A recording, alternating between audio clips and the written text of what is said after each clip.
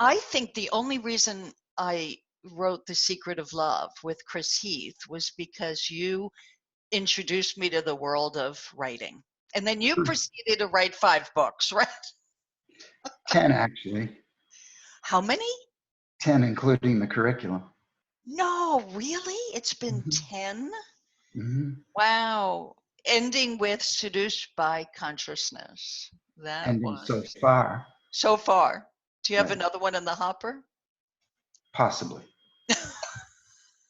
Well, you'll tell me about that after this, because this we're recording this so that it will be on an online course for people having difficulty dating. Difficulty dating. Yeah.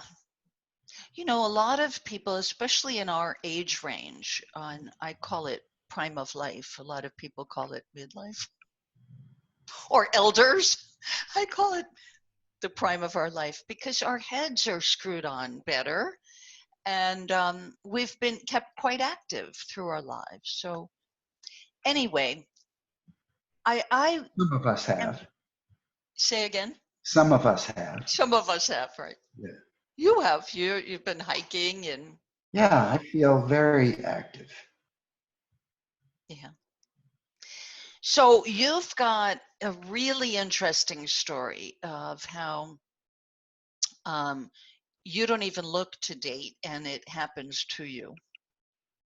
And you had an experience where the rug was pulled out from under you in a major relationship. So if you could speak to that, which will help the people listening to recognize that, well, you know, I don't want to say too much. I don't want to put words in your mouth.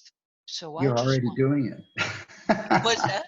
I said you're already doing it. I already have. Okay. What do you want to talk about that's going to be helpful? Well, so what do you want me? You want me to say something about what I went through? What you went through and how the understanding that you have about the principles, about how mind works, about separate realities, whatever insights that you came to as a result of what most people would consider an enormous loss. Well, that story is in Seduced by Consciousness in detail. Right. But what I would say about it is that when a love leaves you, you know, so you're still deeply in love with somebody, and that love leaves you. It is not an uncommon thing to go into despair and suffering. And that's exactly what I did. No matter how much I understood that thought coming into consciousness creates our experience, when I was in that state, going into fear, trying to protect my ego, I was blind to that fact, blind to the fact that thought and consciousness were creating the feeling that I had. Like it really seemed real to me, like total reality, and nobody could have talked me out of it. The only way that I was able to see my way through it was by having this enormous insight, epiphany, I would say, where I realized that matter didn't matter. Like we are in form, and form doesn't matter. The only thing that matters is how we are part of the formless energy behind all life. And that the essence of ourselves is connected to that. And that's what That's what life is, really. And we only create the illusion that we're separate from it inadvertently. And even though I saw that so deeply, it didn't take me that long to forget it again. The next time I bumped into a relationship, because in relationships, I have a big blind spot. I go into fear. I try to protect my ego from getting hurt. In relationships, I am blind to the knowing that I have in every other aspect of my life. And everybody's got their own blind spots. Mine happens to be in relationships. When I get hooked into the love of that other person, I tend to lose myself. Can you Now, say more about that? That, like, if someone is blind to their ego in terms of how they treat other people, for example, they're not going to be, like, they're going to be blind to that fact in their life. So they might leave a lot of other people in their wake. They might leave a lot of other people kind of hurting in their wake because of the way that they've treated others out of ego, but haven't recognized that because they're blind to it. So I'm not doing that. I'm blind to something else. I'm blind to, as soon as I go into fear, it's reality to me. Fear in relationships, it's reality to me. To me, at that moment, it has nothing to do with thought and consciousness. It just has to do with reality. See, we're either seeing the creation of illusion through thought and consciousness, or we are seeing reality. And as long as we're seeing reality, we're stuck with the reality of it. That's what happens to me in love relationships. But I have beautiful relationships. It's just that when they start to I was going to say go down the tubes, but when something in them starts to fade or starts to be other than what you imagined your love to be, that's when I go into fear and forget all about the principles. And I'm saying I'm not alone, because other people might not do it in relationships, but they do it in, like some people may do it in relationships in reverse, like when they're dating, for example. They might have this thought, I am alone and lost and not able to find somebody. Well, as long as you have that thought, you're alone and lost and not able to find somebody, you know, because that's real to the person. And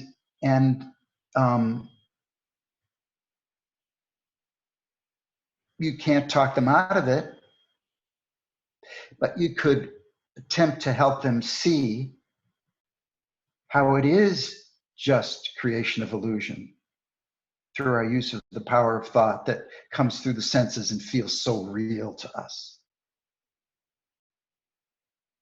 And they and me at those times also forget about the fact that we are already perfectly whole and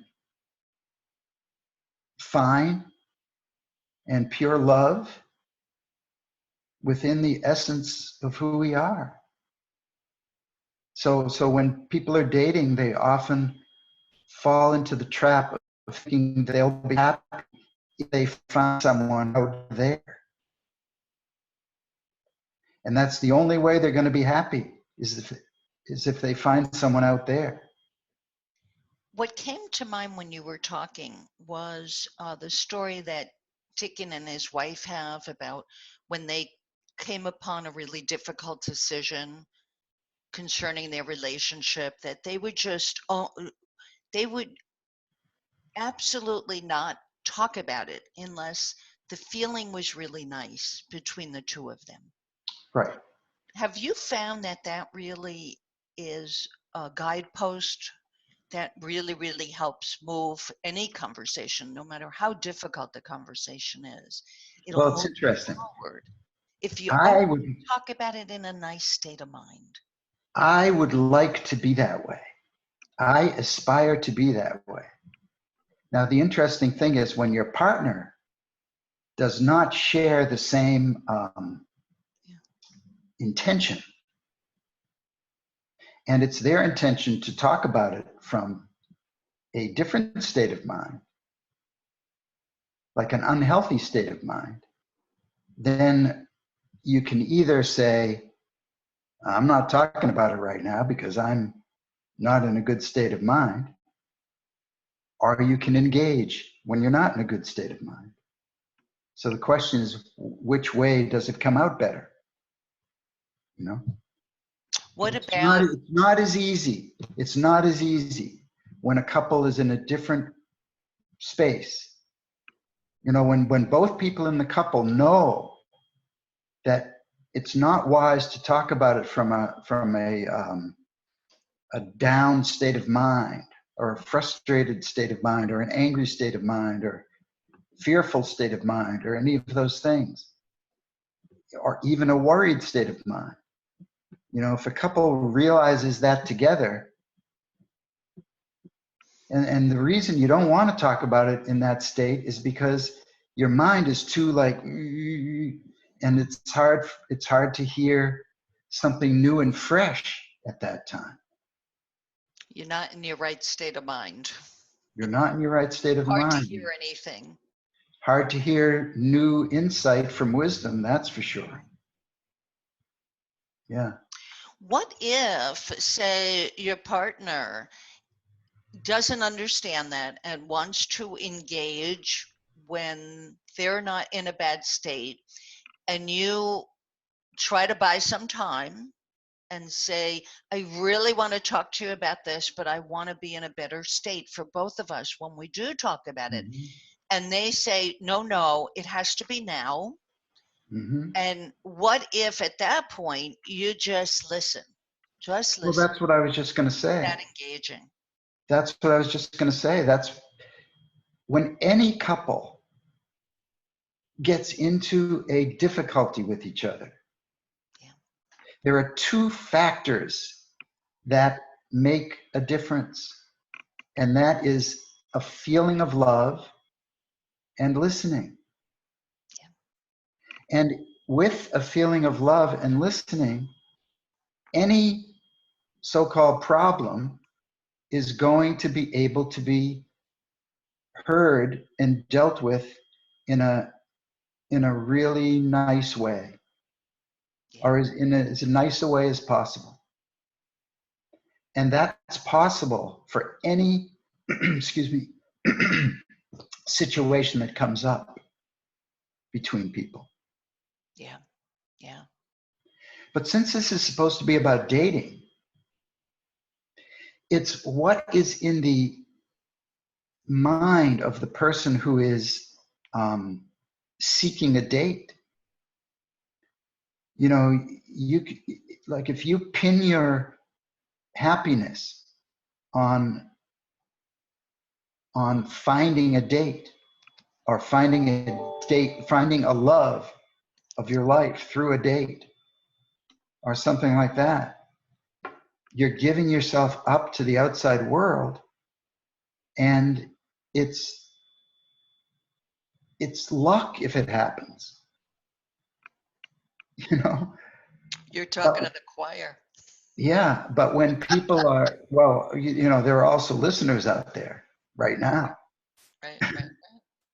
And, but if people knew in their hearts, I'm okay. I'm okay no matter what happens.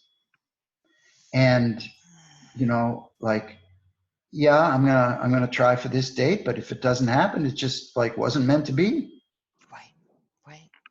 then I'm fine. I'm fine. And so the what's the word I want? Not effectiveness. That's not what I'm trying to say. But since I can't come up with another word, the effectiveness of us being in happiness through being with other people depends on what we see about our own happiness from within, not from the outside world.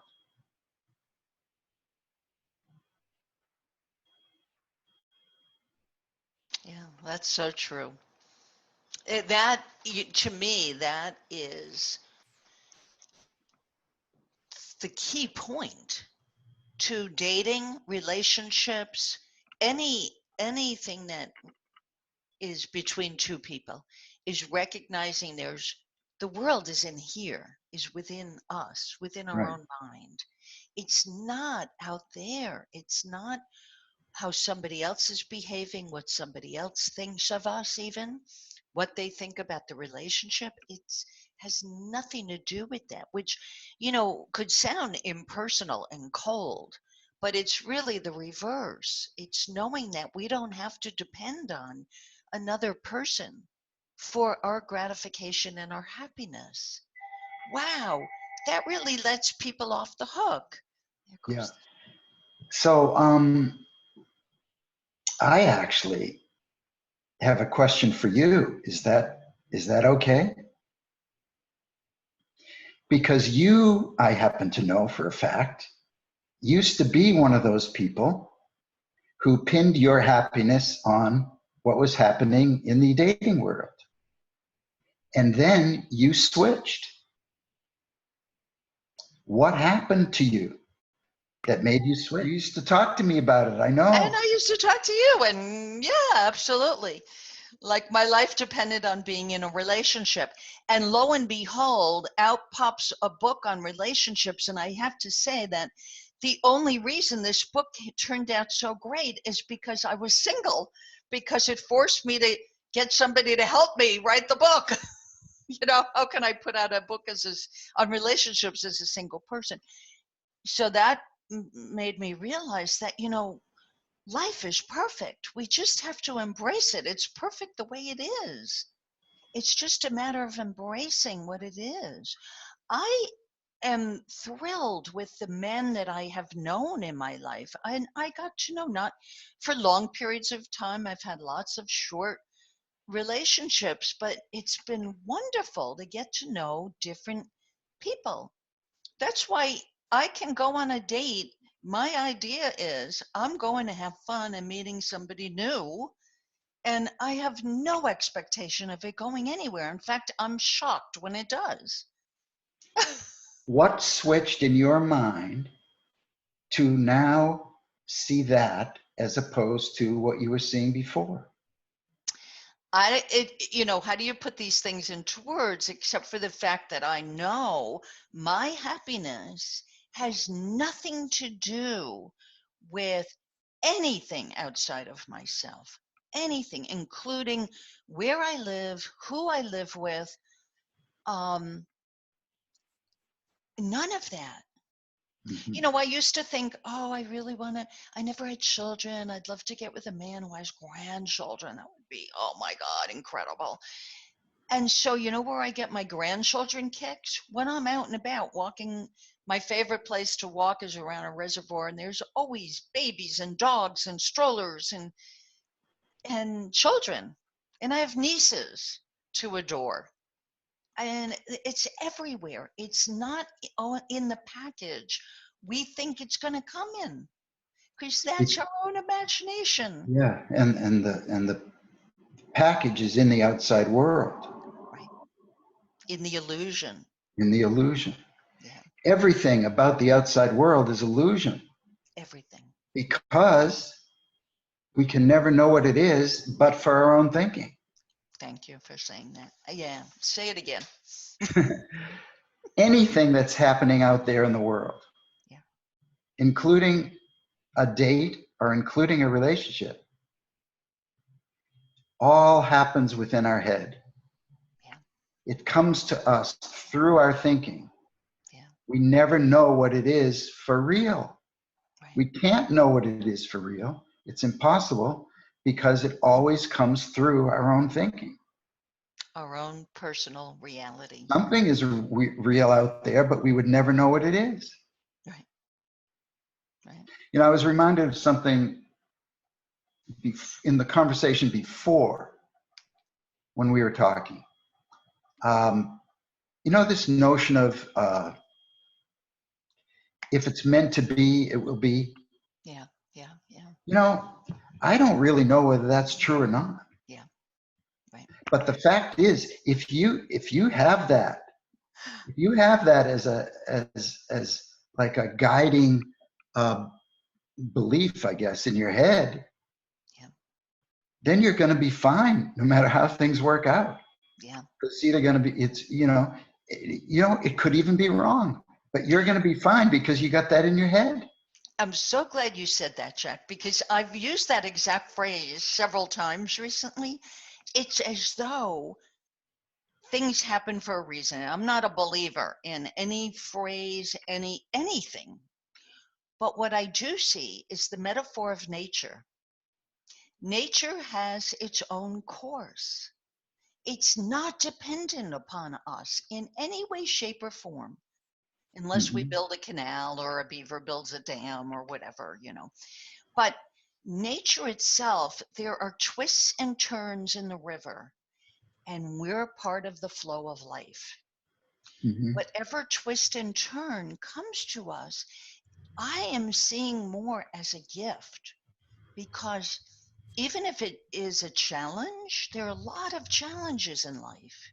But like Sid would say, we're all going to get our bumps and bruises. Just don't hang yourself in the process of it. We don't have to make it worse. We can use our gift of thought to steer ourselves away from the rocks. Well, that would be a thought at a higher level of consciousness. I mean, it's like every time we get a new thought or any thought, we're at a certain level of consciousness. And that level of consciousness is going to dictate what feeling we live in that moment. Right. And so if you have a thought, it's either meant to be or it isn't. There's a with that thought believed, there's a comfort in that about life. Because if something doesn't work out that you really wanted to work out, well, it just wasn't meant to be. Like I said, I don't know whether it's true or not, but I really believe that. And that's very comforting to me. Even if my partner went and was with somebody else, I would just feel like, well, I guess it wasn't meant to be for us. Right. Either that or the fact that happened would have meant that we would have to go through something and we might come out at a higher plane. Right. And you never really know. Right. Right. Exactly. It's about keeping your bearings through whatever twists and turns, ups and downs occur. I just realized something. What? Dating happens in our head. Say more. What do you mean? That we have an idea of what dating is to us. Whether we go online, whether we go to bars, whether we just go to meetup groups, however we want to meet people, we've got this idea in our head about what that means to us, to either meet people or not that way, to either find somebody in our life or not that way. It's all made up in our head. And then, so we very often set an expectation about it. And then we compare what actually is happening to the expectation. And very often we get bummed out. Oh. So we've used our power of thought to create the expectation. We've used our power of thought to see how things are going. We've used our power of thought to compare the two. And we're using our power of thought to bum ourselves out. It's all our own creation. So whatever we have in our head about dating, if it's being fulfilled, we're fine. If it's not being fulfilled, we're not fine, because we've made it up that way. But very often it doesn't get fulfilled the way that we make it up. And so we allow ourselves to be caught in, like, it's not going well, therefore I'm bummed. Therefore I'm suffering. Well, we're the ones that made all that up in the first place. That's so true. And I think that's wonderful that you said that, Jack, because I think that essentially is why I've been able to enjoy dating for an extended period of time now. I know I'm never, when you see something new, you can't go back. It's impossible to go backwards to the way you used to view things. Yeah. When I was dating in the early days, it was with, totally, I wanted to meet the man of my life partner. Right. Now, I still am holding out for life partner material, but I don't know when that's going to happen, or even if that's going to happen. Right. I'm It may just going to not. enjoy the process. Right. Exactly. It may not. I'm just going to enjoy meeting people, and wherever it goes, it goes. I don't have the need to control it or move it in any particular direction or make anything See, that would happen. be a thought at a high level of consciousness. And by that, I mean, you, with a thought like that, truly believed, you live at a good feeling level. Yes. By having that thought. Well, I think I maybe have that thought because I'm living at a good feeling level. We know thoughts and feelings are one and the same. And really, neither comes before the other. They're just two sides of the same coin. But what I learned through my interest, my investigation of the three principles, what I learned from listening to Sid, and now anybody can listen to Sid. He's on audio, video. It's wonderful. But what I learned most was about living from a good feeling. That has changed my life. Totally changed my life. Mm-hmm. That's the most important thing. Now, am I there 24/7? No. I have my bad moments, but they're momentary. I don't live there anymore. And why would you say that living from a good feeling is what important? What's Valued. important? Valued. What does it do? What does it do to live from a good feeling? Changes everything. Why? Why? Like the pinnacle here.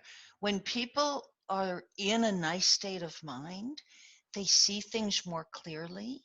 They recognize that all of this, their experience of the other person, the relationship, is coming from them. It's just things slow down. It's easy to realize that you're the creator of your own experience. I'm not thinking about all this, but I can see that when I'm in a nice state of mind, I'm just there. I just realize that I wouldn't ever think to blame somebody else for a bad feeling that I'm having. And I would add That's something to crazy to me. Yeah, I would add something to that. What's that? When we're in a good feeling, our mind is relaxed. Yeah. Yeah. And that is what allows us to get new insights from wisdom. Right. And that's what allows us to be in the feeling of love Right. and be in a feeling of peace Right. In the absence of thought. in the absence of anything external. Yeah. Yeah, that's good. And Yeah. I am there until I bump into this blind spot Yeah. and can't see it anymore. Until I do. Yeah. And when I do, I'm fine. And when I don't, which happens more often than I would like, I'm not. We're all on a learning curve, right? Mhm. Some more than others. In some areas more than others. Yeah. In some areas more than others, for sure. Okay. So any last words of wisdom? You know, that last thing that you said, I hope people will backtrack and listen to it again, because that's so, so important. You know, if a nice feeling becomes our guidepost, our compass, I have learned from that to use my feelings as a compass through life. That if I'm not feeling good, it means I'm caught up in some kind of personal thinking that is That not isn't reality. what? Caught up in some kind of personal thinking that is not reality. It sure looks like reality. It sure feels like reality, but it isn't reality. It's Memorex.